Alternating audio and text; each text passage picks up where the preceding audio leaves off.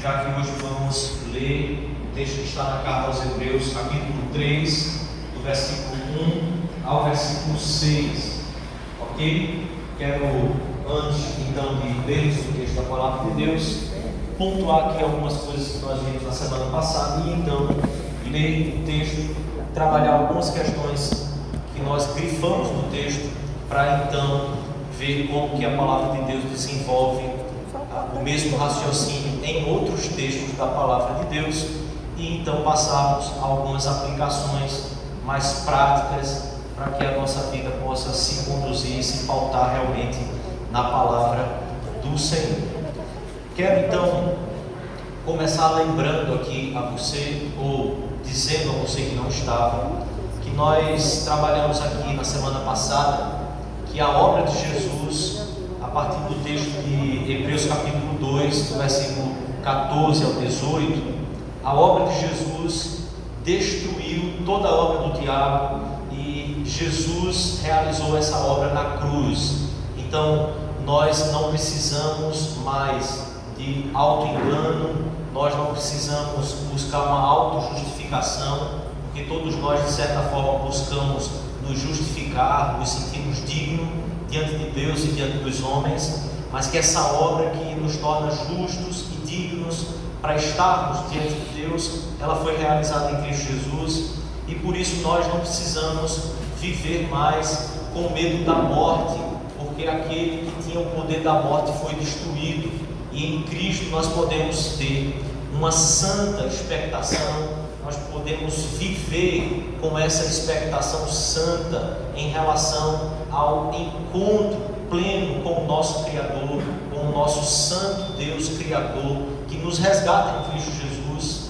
Então nós podemos ter a prática da nossa vida, a realidade da nossa vida diária, constante, numa vida que pode buscar mais aquilo que é eterno e pensar menos nas coisas que são daqui da terra, porque todas elas passarão, e por causa da obra de Jesus, eu e você podemos nos apegar, buscar e experimentar de forma real tudo aquilo que o Senhor já nos deu a partir do seu Filho, da obra do seu Filho, hoje, aqui, agora, na nossa vida que nós vivemos aqui.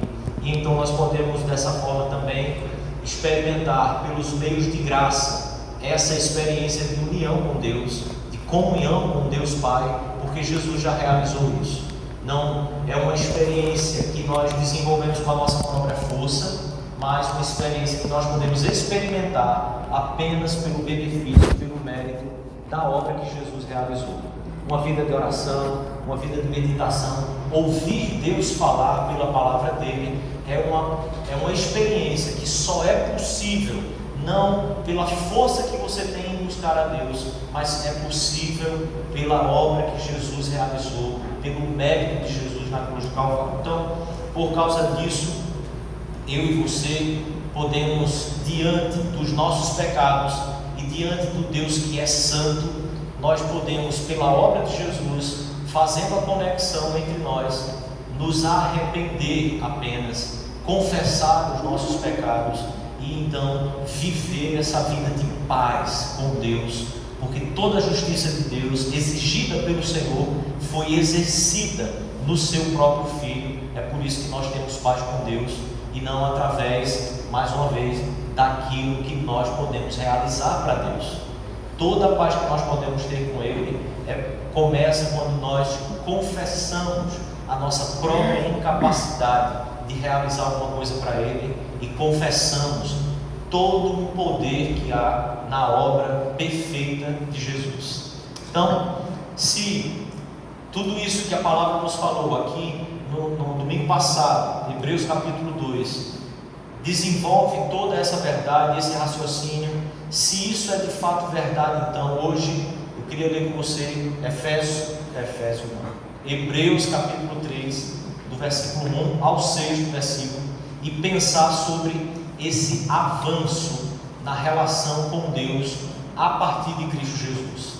Queria pensar com você sobre esse avanço, porque os irmãos que recebem essa carta, os hebreus que recebem essa carta, são irmãos que tinham todos os rituais, todos os ritos da religião todos os preceitos da religião judaica, embora convertidos a Cristo Jesus, crentes em Cristo Jesus, ainda tinham esses princípios religiosos ainda muito arraigados na vida deles, e eles não conseguiam, por isso a escrita da carta, eles não conseguiam experimentar na prática esse avanço, essas mudanças, essas transformações da vida com Deus que é possível se ter a partir da obra de Jesus. E dessa mesma forma eu e você podemos viver também. Podemos ser pessoas que vivem a partir da experiência de Cristo, da relação que nós podemos ter com Deus em Cristo, mas ainda assim nos apegarmos a ritos, a métodos, a princípios que são princípios que tentam conduzir você pela sua própria obediência a uma relação com Deus, e caindo nesse erro, deixarmos de realmente colocar a nossa atenção somente no nosso sacerdote e apóstolo das nossas almas, Jesus Cristo, como o texto de Hebreus então nos traz aqui. E eu quero então ler com você, e após a leitura chamar você mais uma vez a orarmos e pedir a condução do Senhor. Hebreus capítulo 3, então, no início a palavra do Senhor diz assim: por isso, santos irmãos, que participais da vocação celestial, considerai atentamente o apóstolo e sumo sacerdote da nossa confissão, Jesus, o qual é fiel àquele que o constituiu, como também o era Moisés em toda a casa de Deus. Jesus, todavia, tendo sido considerado digno de tanto maior glória do que Moisés, quanto maior honra do que a casa tem aquele que a estabeleceu. Pois toda casa é estabelecida por alguém, mas aquele que estabeleceu todas as coisas é Deus. E Moisés era fiel em toda a casa de Deus, como servo, para testemunho das coisas que haviam de ser anunciadas. Cristo, porém, como filho, em sua casa, a qual casa somos nós, se guardarmos firme até ao fim a ousadia e a exultação da esperança. Vamos orar mais uma vez. Feche os olhos. Vamos clamar pela direção do Espírito de Deus. Pai, em nome de Jesus, nós rogamos ao Senhor aqui toda a graça e iluminação do Teu Espírito para nos conduzir no entendimento da Tua palavra, Senhor. Ajuda-nos por misericórdia aqui e trata com o nosso coração naquilo que nós precisamos hoje ouvir da Tua parte, Pai. Em nome de Jesus. Amém, Senhor. Irmãos, eu queria que você voltasse sua atenção ao início do texto, porque nós precisamos caminhar entendendo claramente aquilo que o raciocínio do texto segue, para que então a gente possa perceber essas mesmas verdades em outros textos da própria carta de Hebreus e também outros textos do Novo Testamento. Observe que o apóstolo começa dizendo por isso, e aqui ele faz uma ligação imediata com aquilo que ele vinha dizendo anteriormente, e que foi o que tratamos aqui no domingo passado. Então, se as verdades que vimos aqui, quanto à obra desse sumo sacerdote Jesus, quanto a ele ter destruído toda a obra do diabo, destruído aquele que tinha o poder da morte, se tudo isso é fato e é assim que aconteceu, o apóstolo nos traz então agora aqui a ideia de que se tudo isso aconteceu dessa forma, nós, santos irmãos, e observe aqui o adjetivo que ele traz para cada um, que de sermos santos, de sermos então esses que são separados por causa desta mesma obra de Cristo, que participais da vocação celestial. Olha qual é a orientação que ele nos dá. Se isso tudo então é dessa forma, considerai atentamente. A ideia aqui que a palavra original nos traz é de um fixar os nossos olhos e fixar a nossa mente em todo o caminho que nós realizamos e fazemos em alguém, em uma pessoa, em um ponto fixo, não desviando os nossos olhos enquanto caminhamos em momento algum do alvo e do ponto onde nós precisamos estar fixando os nossos olhos. E então considerar atentamente, ou seja, fixar os olhos, a mente aqui na pessoa e obra do nosso Senhor Jesus Cristo. E por isso ele diz: no apóstolo e sumo sacerdote da nossa confissão, Jesus Cristo.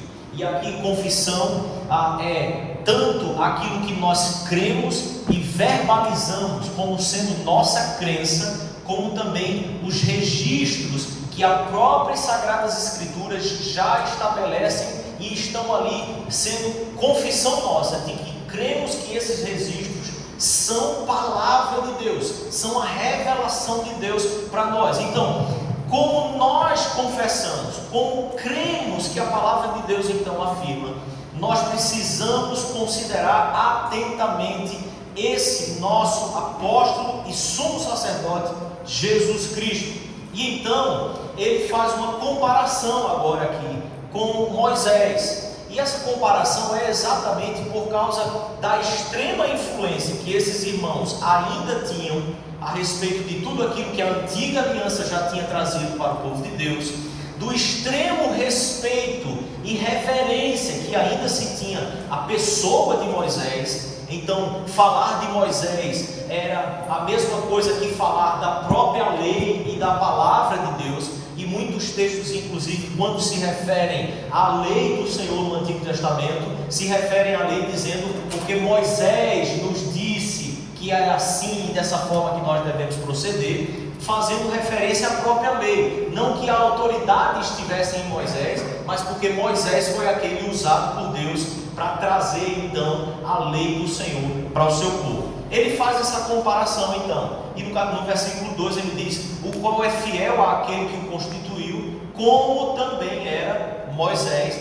em toda a casa de Deus. Então, a partir do versículo 3, ele desenvolve aqui essa figura de comparação, para que fique mais claro na mente desses irmãos e na nossa mente. Observe: Jesus, todavia, se Moisés era fiel em toda a casa de Deus, Jesus também é fiel, como ele afirma no início do versículo 2, mas então ele diz aqui no versículo 3: Jesus, todavia, tem sido considerado digno de tanto maior glória do que Moisés, quanto maior honra do que a casa tem aquele que a estabeleceu.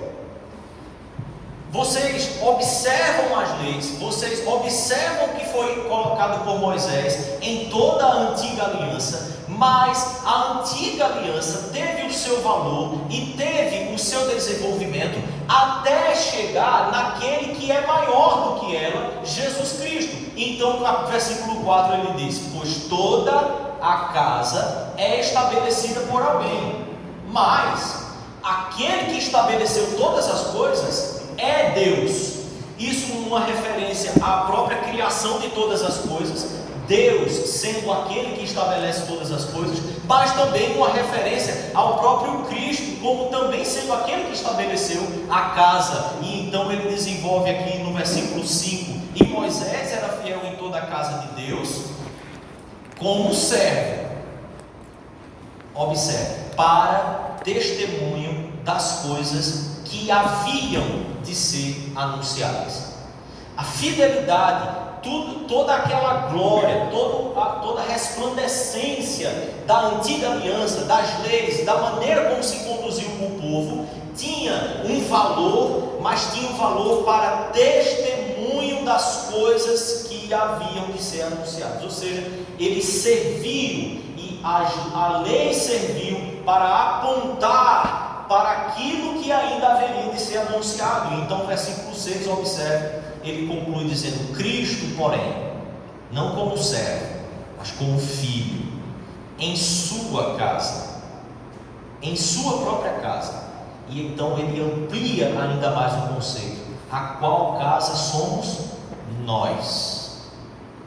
Se, observe, esses irmãos, ainda que conhecendo a palavra, conhecendo o Evangelho, crendo em Jesus Cristo, tendo se convertido a Jesus Cristo, mas ainda com muitos resquícios daqueles princípios e da velha vida religiosa, tentando agradar a Deus pelas suas próprias obras e méritos, eles então, conhecendo a Cristo, o apóstolo aqui traz com clareza a ideia de que casa somos nós em Cristo Jesus, se agora guardarmos firme até ao fim o que? A ousadia e a exultação da esperança. Não a ousadia e qualquer exultação que possa proceder da nossa própria obra, do nosso próprio mérito, tentando agradar a Deus, fazendo a coisa certa, fazendo tudo que é moralmente correto, ético e bom, mas a ousadia e a exultação que procedem da esperança que nós colocamos única e exclusivamente no nosso apóstolo e sumo sacerdote Jesus. Por isso, considerem atentamente, porque agora, querido, após Jesus realizar toda a obra que satisfez o coração de Deus, a maior dificuldade que nós temos não é a dificuldade em tentar imprimir uma rotina e parâmetros religiosos para a nossa vida, porque nós somos bons nisso. Quando nós queremos estabelecer padrões morais e religiosos, nós sabemos fazer isso, e principalmente quando esses padrões servem para condenação alheia. Mas quando é para considerar ou fixar atentamente os nossos olhos na obra que somente o Filho de Deus realizou, somente o Filho de Deus foi capaz de satisfazer ao Pai, quando os nossos olhos precisam ser fitos nessa obra, nós somos falhos demais. Tanto é que no versículo seguinte, que não é o texto que nós estamos trabalhando, mas ele afirma ao povo de Deus exatamente dizendo assim: pois, como diz o Espírito Santo, hoje, se vocês ouvirem a sua voz, não endureçais o vosso coração, como foi no tempo lá do deserto, que vocês simplesmente, vocês ouviram aquilo que foi dito, onde os vossos pais me tentaram, pondo-me à prova, e viram as minhas obras por 40 anos no deserto. Então observe que esse evangelho pregado em Cristo Jesus, que chegou a nós em Cristo Jesus, ele nos chama a um avanço na nossa relação com Deus.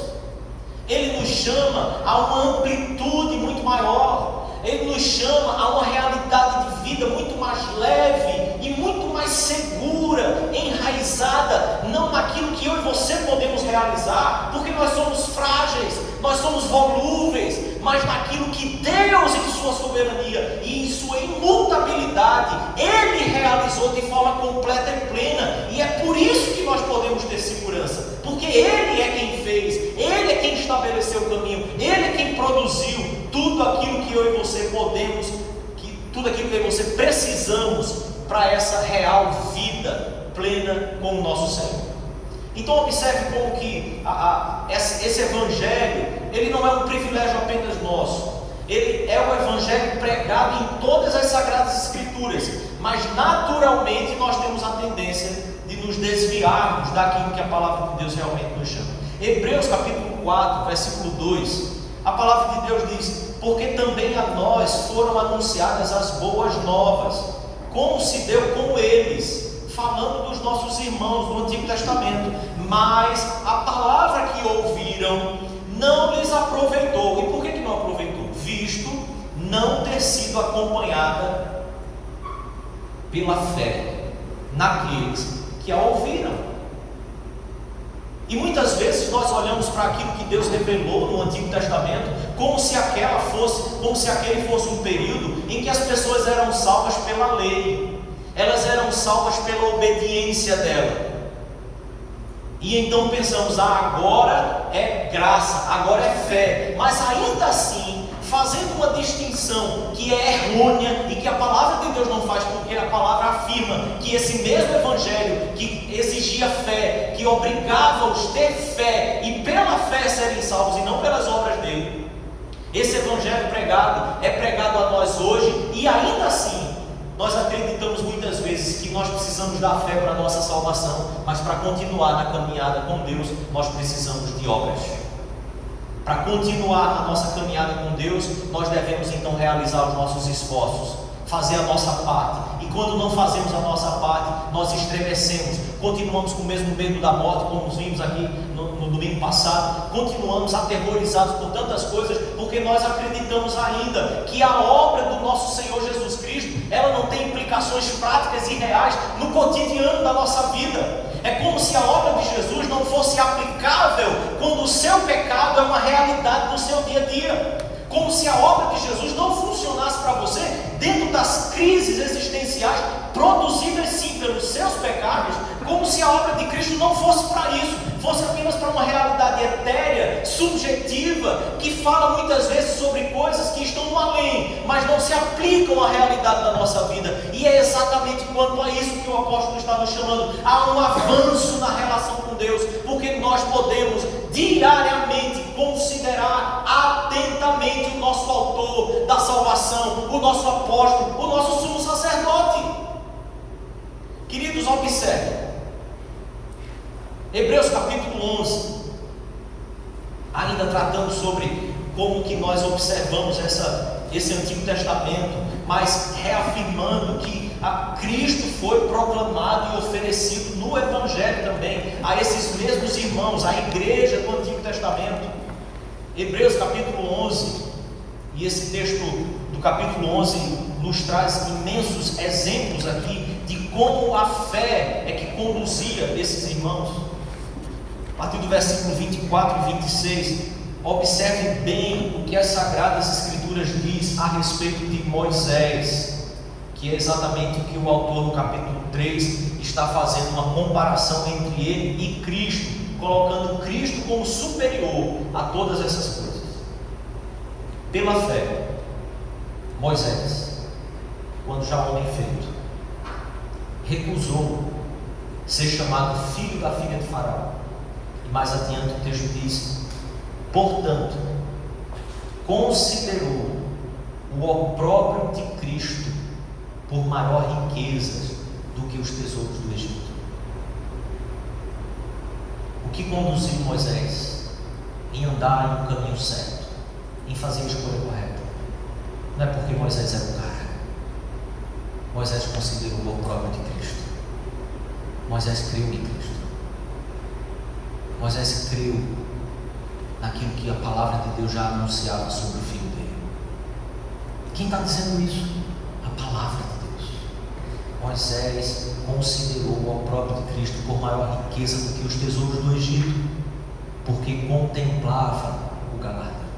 Moisés conheceu Cristo Jesus, acreditou em Cristo Jesus, estimava Cristo Jesus como sendo precioso e tinha as promessas em vista através de Cristo. E nós muitas vezes ficamos dizendo que aqueles irmãos do Antigo Testamento são os heróis da fé, como se eles tivessem algum mérito nisso. A fé que o próprio Deus deu a eles, eles tinham porque receberam. Ainda, Hebreus capítulo 11, só que versículo 4 agora, volta um pouco. O texto que lemos aqui ainda no culto. Abel, foi pela fé que ele ofereceu a Deus mais excelente sacrifício que Caim. E muitas vezes na nossa vida é como se esses irmãos, eles fossem uma representação ali do bem e do mal. E a gente lê as Sagradas Escrituras como se elas fossem gibis. E nós, quando representamos textos assim, nós até representamos Caim como uma figura um pouco mais aterrorizante do que Abel, que tem uma carinha mais assim inocente, de uma ovelhinha pura. Quando o texto da palavra de Deus diz que pela fé Abel ofereceu mais excelente sacrifício que Caim, pelo qual obteve testemunho de ser justo, tendo a aprovação de Deus quanto às suas ofertas. As ofertas que ele estava oferecendo, ele ofereceu pela fé na promessa que Deus já tinha estabelecido com os pais deles, em Gênesis 3, versículo 15.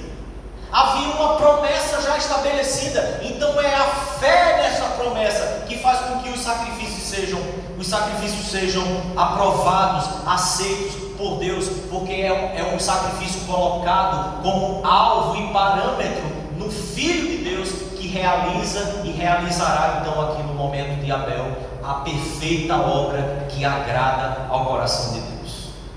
Não nossa, não eu e você. Não dá para gerar sorriso no lado de Deus. Não dá para fazermos coisas que agradem e gerem prazer no coração de Deus, porque isso somente aquele que é perfeito foi que realizou. Jesus realizou toda a justiça, todo o critério que havia sido estabelecido na santa lei do Senhor. Jesus realizou toda ela, e por isso ele sim agradou a Deus Pai. Hebreus capítulo 12, versículo 13, ele repete o mesmo conceito, dizendo: considerai, pois, atentamente aquele que suportou tamanha oposição dos pecadores contra si mesmo, para que não vos fatigueis desmaiando em vossa alma. Querido, quando nós temos uma fé na obra de Jesus, a nossa alma não desfalece, ela é renovada dia após dia. Mas quando a nossa fé está sendo colocada nas nossas obras e no nosso mérito, nós vivemos um cristianismo que parece muito mais um cristianismo bipolar.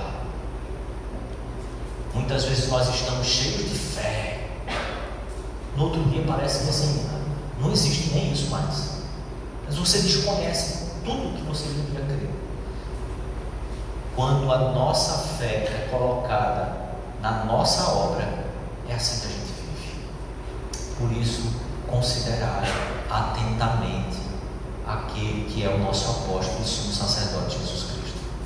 Porque eu e você, nós somos vacilantes, nós somos volúveis, nós temos crises existenciais, nós temos temperamentos que oscilam, nós temos um humor que varia. Deus não. Deus não é homem. Deus não acorda um bendito dia de mau humor. Deus é Deus, eterno, constante, imutável.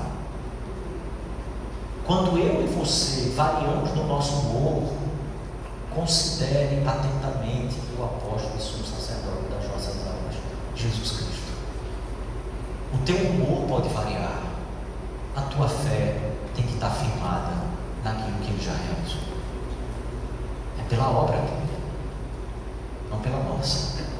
E por isso então, versículo 5 ele diz: Moisés era fiel em toda a casa de Deus, como servo, para testemunho das coisas que haviam de ser anunciadas. O fato é que quando ele diz que Moisés foi fiel, ele está dizendo que Moisés entregou fielmente ao povo o que Deus lhe confiara, mas foi-lhe imposta uma medida a qual não poderia, de forma lícita, ultrapassar. Deus, antigamente, na antiga aliança, falara de muitas e diferentes maneiras através dos profetas, como no versículo 1 do capítulo 1 da carta aos Hebreus, ele afirma isso, que Deus outrora falou de muitas maneiras e de muitas formas aos pais pelos profetas, mas ele adiou, ele preparou essa revelação completa do Evangelho até chegar à plenitude dos tempos. Então ele diz, nesses nossos dias, agora ele nos fala por Jesus Cristo. Jesus é a revelação plena de Deus, ele é a imagem do Deus invisível. Você quer conhecer Deus e ter uma relação com ele? Jesus é que é o caminho, ele é que é essa verdade, ele é que é a imagem do Deus invisível. Paulo também nos ajuda numa compreensão de toda essa verdade que está sendo trazida na carta aos Hebreus. Um texto que nós lemos ainda no nosso culto também aqui mais cedo. E é por intermédio de Cristo, 2 Coríntios capítulo 13, que temos tal confiança em Deus. É por intermédio de Cristo que a nossa confiança, que nós temos tal confiança em Deus. Não que por nós mesmos sejamos capazes de pensar alguma coisa. Não, isso não está em nós. Não, isso não é próprio do ser humano. Isso não é uma característica especial da própria natureza que os apóstolos tinham. Não, como se partisse de nós, ou como Paulo está falando, deles, partisse alguma coisa. Pelo contrário, a nossa suficiência vem somente de Deus, o qual nos habilitou para sermos ministros de uma nova aliança. Não da letra, falando da antiga aliança, mas uma aliança do Espírito, porque a letra mata, mas o Espírito de Deus vivifica. E se o ministério da morte, gravado com letras em pedra, se revestiu de glória, a ponto de os filhos de Israel não poderem fitar a face de Moisés, por causa da glória do seu rosto, ainda que desvanecente, como será de maior glória o ministério do Espírito? Nós temos a letra, a lei gravada no coração, pelo derramar do Espírito Santo de Deus, pela fé que Deus coloca, imputa a todo aquele que venha a crer então na sua palavra e na revelação do seu Filho. E por isso no versículo 6 mesmo capítulo de Hebreus que estamos lendo, ele diz: Cristo, porém, como filho em sua casa, a qual casa somos nós, se guardarmos firme até o fim a ousadia e a exultação das obras, não da esperança. A ousadia e a exultação da esperança. Como eles já haviam então começado a abraçar esse evangelho, ele adiciona então essa condição aqui de se guardarmos firme até o fim a ousadia da esperança. E é importante então que a gente entenda aqui que o termo esperança precisa ser entendido como fé, porque a fé contínua, viva, atuante, ela se traduz ou ela redunda em esperança. Uma vida cheia de esperança, uma vida cheia de vida. Calvino diz a respeito disso que esperança não é outra coisa senão a constância da fé. Por isso, se guardarmos firme até o fim a ousadia da esperança. E muitas vezes, querido, nós temos tentado e nos esforçado guardar firme a obediência,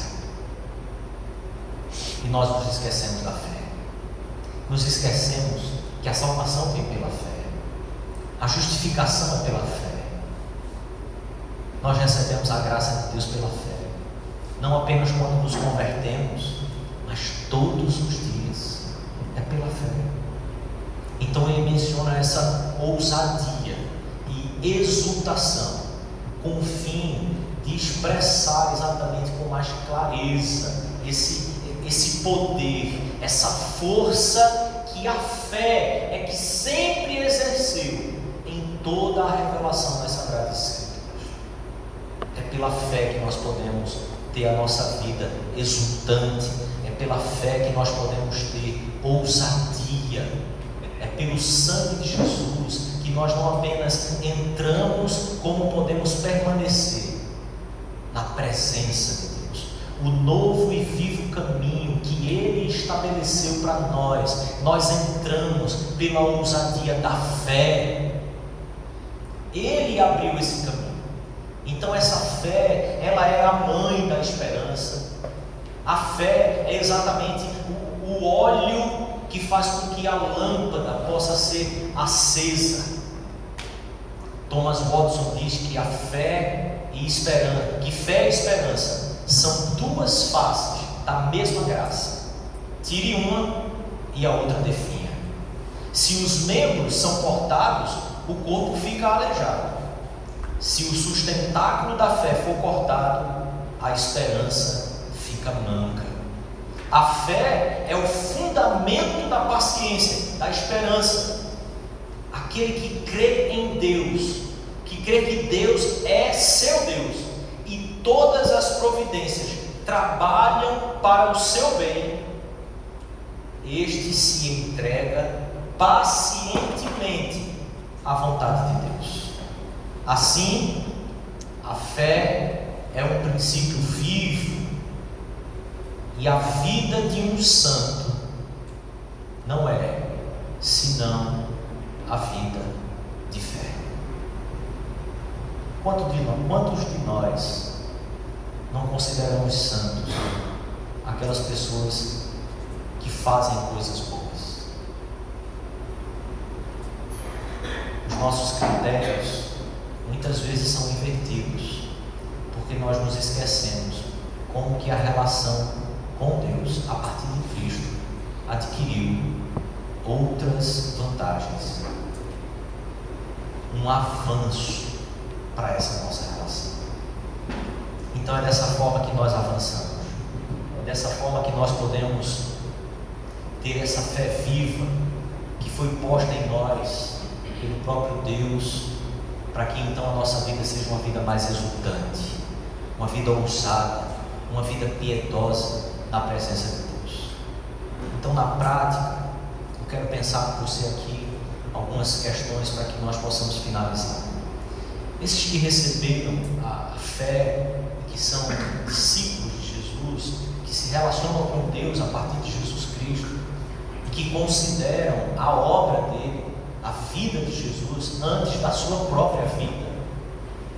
Esse discípulo de Jesus é que então nós podemos perceber que, se somos esses discípulos, se assim é ser discípulo de Jesus, eu quero pensar que, em primeiro lugar, um discípulo de Jesus reverencia as instituições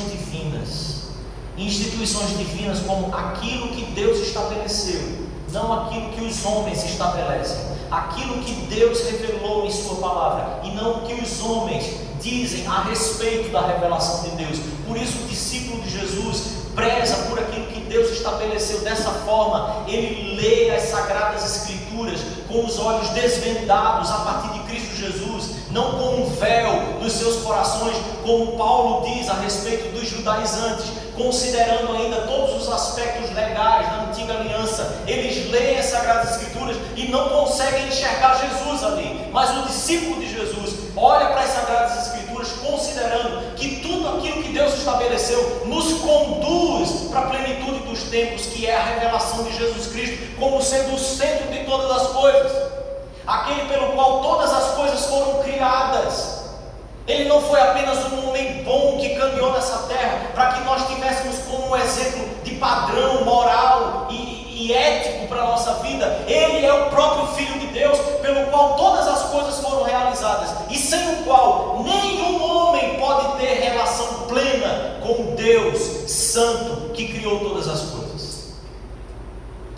Ele reverencia as instituições e busca mais a pureza do culto do que a pompa, a dinâmica e a estética dele.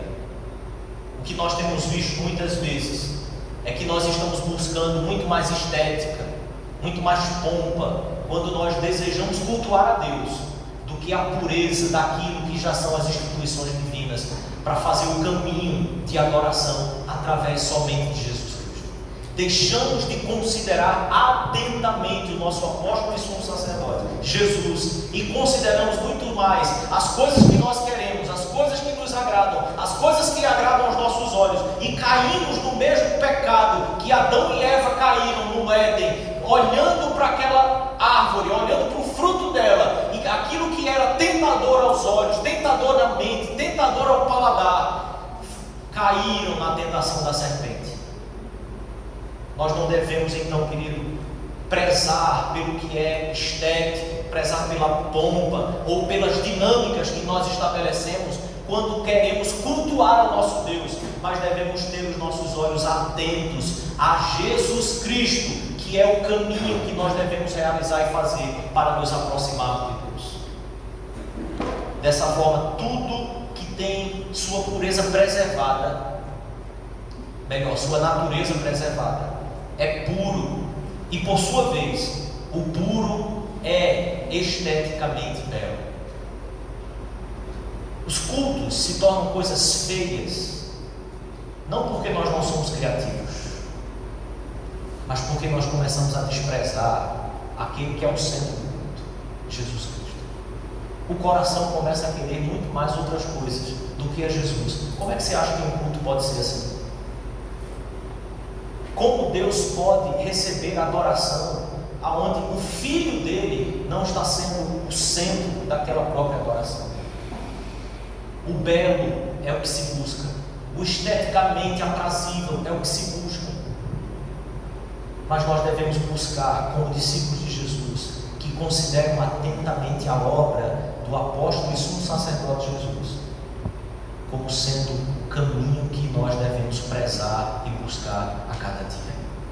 Em segundo lugar, a sociedade do espetáculo não produz homens piedosos, não produz discípulos, mas homens dominados pela excitação e não pela exultação da fé. A sociedade que eu e você estamos, ela é, talvez, em toda a história, a sociedade dos maiores espetáculos que a gente pode ver. E essa sociedade tem produzido em nós uma excitação, buscando constantemente espetáculos em tudo aquilo que nós fazemos. As pessoas veem shows, então elas traduzem aquilo para um culto. E o que agrada a Deus no culto é Jesus Cristo sendo adorado, obedecido, buscado, amado, reverenciado, acima de todas as coisas. As luzes podem não estar acesas, as luzes podem não piscar, a decoração pode não estar lá, essas coisas, mas que beleza tem um culto onde cada coração se conectou com o Espírito de Deus, reverenciando Jesus Cristo, adorando a Ele, ouvindo sua voz e saindo transformado para viver uma vida poderosa, porque Jesus Cristo falou com a gente. Aleluia. Considere atentamente, querido, aquele que é o nosso apóstolo e sumo sacerdote. O que parece muitas vezes avanço da relação com Deus em muitos meios evangélicos são apenas excitações produzidas por novas formas de religiosidade, mas nunca exultação produzida pela fé simples e atenta ao nosso Senhor e Mestre. Nós precisamos decidir o que nós somos, para que a gente possa ter decisão de fato do que nós queremos. Exultação da fé ou uma excitação religiosa. Em terceiro e último lugar, antes de sentarmos à mesa do Senhor Jesus com Ele, a santificação produzida pelos feitos humanos produz a excitação da conquista própria. Quando a nossa vida se torna uma vida de busca pela santidade, observe isso. Quando a sua vida se concentra em buscar em ser santo, via de regra, porque o seu coração e o meu são pecadores, cheios de pecado, via de regra, nós começamos a viver uma vida religiosa. E nós ficamos felizes com isso. A gente se orgulha disso. A gente começa a se orgulhar porque orou muito naquela semana. A gente começa a se orgulhar porque leu muito a Bíblia naquela semana. A gente vem para a mesa do Senhor achando-se dignos de estarmos diante da mesa dele, porque aquela semana você acredita que não errou em quase nada. Essa santificação produzida pelos seus feitos, ela vai produzir uma excitação que é a excitação da conquista própria. Você bate no peito e diz assim: eu estou conseguindo ser crente, mas não produz exultação da fé. Porque a exultação da fé, ela é produzida por aquele que se curvou diante do senhorio de Jesus e permite que Ele faça a obra na sua própria vida. E esse curvar-se produz sim, externamente, vida que é muitas vezes uma vida de perseguição, uma vida de aflição, mas em meio a tudo isso, uma exultação profunda jorra do nosso coração, porque é uma exultação que é produzida pela fé, e fé que não fui eu que busquei, foi Deus que me deu. Por isso, ninguém é tornado santo, e assim nós aprendemos na palavra dele, senão os que verdadeiramente creem em Deus por meio de Cristo para a salvação eterna e vida diária. A obra de Cristo não é para o dia da tua conversão, ela é para todos os dias e eternamente, amém? Vida diária. E isso porque, como a palavra de Deus diz, ainda em Hebreus, sem fé é impossível agradar a Deus.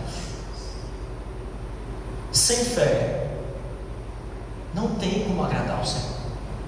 Por isso Jesus diz: sem mim vocês não podem fazer nada. Nada. E as obras de vocês, mais grave ainda do que isso, as obras de vocês não passam de trapos de imundície. Sem fé é impossível agradar a Deus. Isso traz exultação. Isso traz um avanço na nossa relação com Deus. Isso significa que ao tropeçarmos nos nossos próprios pecados, nós não precisamos mais nos esconder como fez Adão e Eva. Isso significa dizer que quando nós nos afastamos por alguns dias e o coração ficou endurecido, rompemos com a comunhão com o corpo de Cristo, deixamos de ir para os cultos, deixamos de frequentar as relações mais profundas que nos conduzem a Cristo. Quando nós vivemos isso, não é uma obra que você realiza de penitência, que de repente pode fazer você se aproximar de novo com Deus, mas o simples curvar-se diante dessa graça é que nos dá novamente todo um caminho de vida com o nosso Deus, porque Jesus já realizou. John Owen, então, para que a gente finalize, ele afirma sobre isso, que crê que podemos ser santos sem fé em Jesus é desprezável. Crer que podemos ser santos sem fé em Jesus é desprezar Jesus. A fé é o meio pelo qual se produz a nossa santificação, não é pelas obras. Assim, onde não existe a fé, não pode haver a operação da santificação em nós. E por isso, é preciso que a gente finalize mais uma vez, repetindo. E eu quero que você leia comigo mais uma vez o versículo 1 do capítulo 3. Vamos ler juntos. Por isso, santos irmãos, que participais da vocação celestial, considerai atentamente o apóstolo e sumo sacerdote da nossa confissão, Jesus. Feche os seus olhos, vamos orar mais uma vez. Louvar o nome do Senhor.